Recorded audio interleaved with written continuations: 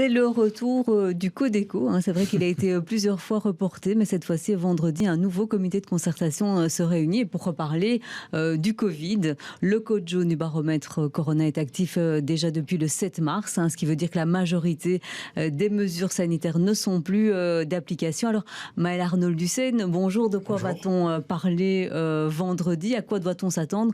On parle de toute façon de la fin du port du masque dans les transports publics. Oui, en France, les autorités ont déjà sauté le pas, se couvrir la bouche et le nez dans les trains, trams, métro, etc.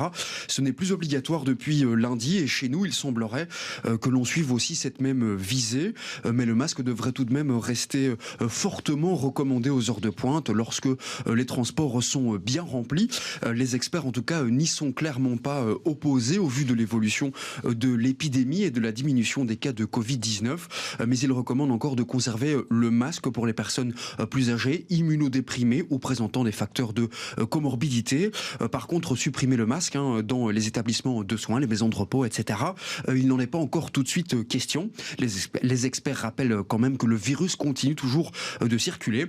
Du côté politique aussi, on est plutôt favorable à la levée de cette mesure, que ce soit par exemple le ministre de la Mobilité, Georges Gilles Quinet, qui plaide dans ce sens depuis début mai, et encore Frank Vandenbroek, le ministre de la Santé, qui s'est exprimé à ce sujet dimanche sur le plateau de la VTM.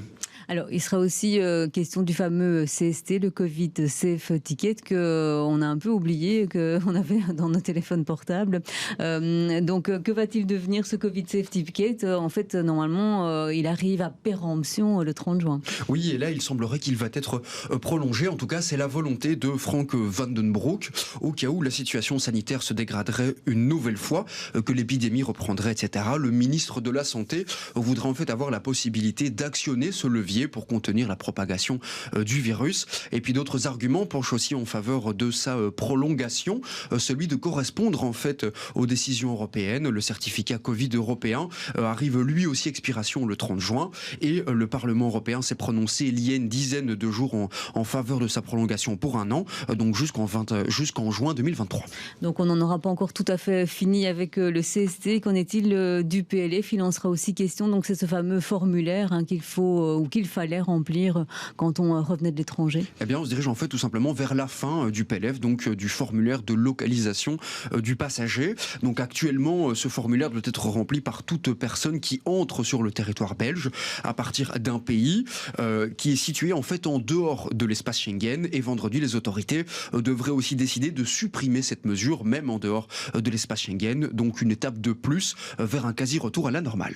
Merci Maëlle Arnold-Ducène, et toutes ces informations sont à lire sur notre site internet bx1.be.